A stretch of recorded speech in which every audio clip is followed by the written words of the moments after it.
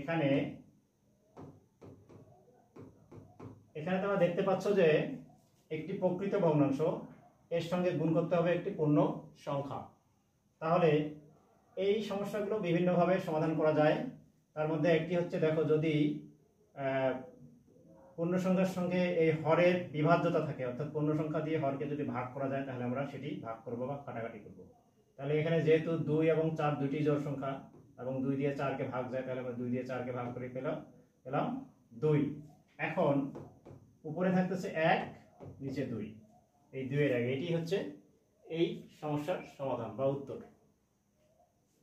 পরেরটি দেখো 2 নাম্বার হচ্ছে 8 এর 3 গুণ 4।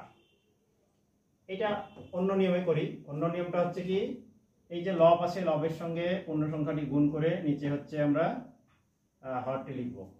এরপরে কি হবে, এরপরে হচ্ছে 3 × 4 = 12 আর নিচে হচ্ছে 8। আমরা একরকম উত্তর পেয়ে গেছি, কিন্তু এইখানে হচ্ছে লঘিষ্ঠ করতে হবে। লঘিষ্ঠ কিরকম, এই 12 হচ্ছে জোড় সংখ্যা, 8ও জোড় সংখ্যা। তাহলে আমরা 2 দিয়ে কাটলে এখানে হচ্ছে 4, 2 দিয়ে কাটলে হচ্ছে 6, আবার কাটা যাবে 3 এবং এখানে হচ্ছে 2। তাহলে আমরা কি পেলাম, আমরা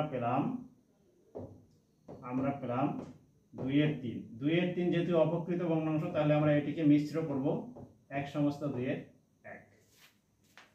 আশা করি বুঝতে পেরেছো। এখানে দুইটি নিয়ম করে দিলাম, দুইটির যে কোনোটি তোমার যেটি ভালো লাগবে সেটি তুমি চুজ করবে। আচ্ছা, এখানে দেখতে পাচ্ছি যে আরো অনেকগুলো সমস্যা আছে। আমরা শেষের 7 নাম্বার এবং 8 নাম্বার এই দুটি করলেই বুঝতে পারবো যে অন্যান্যগুলো হবে কিনা।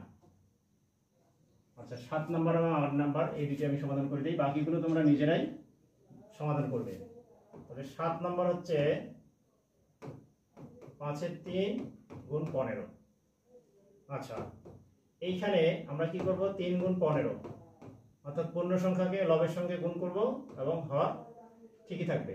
এখন দেখো এই 5 দিয়ে কিন্তু আমরা 15কে ভাগ করতে পারি, অর্থাৎ 5 × 1 = 5, 3 × 5 = 15। তাহলে উপরে থাকতেছে 3 গুণ 3 অর্থাৎ 9, নিচে 1 সমান 9। উত্তর হলো কিন্তু একটু পূর্ণ সংখ্যা।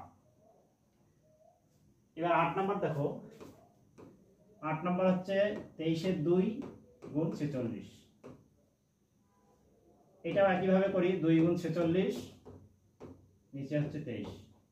আমরা জানো যে 23 কে 2 দিয়ে গুণ করলে 46 হয়, অর্থাৎ 46 কে যদি আমরা 23 দিয়ে ভাগ করি তাহলে হবে 2, এখানে 1 লেখা যাবে। উপরে হচ্ছে 2 গুণ 2 সমান 4, নিচে 1 সমান 4। তাহলে এটি হচ্ছে পূর্ণ সংখ্যা হলো। তাহলে এখানে 3 নাম্বার, 4 নাম্বার, 5 এবং 6 এগুলো তোমরা নিজেরাই বাসায় প্র্যাকটিস করবে। যদি তোমাদের করতে কোনো সমস্যা হয় তাহলে তোমরা আমাকে কমেন্ট করে জানিয়ে দিবে।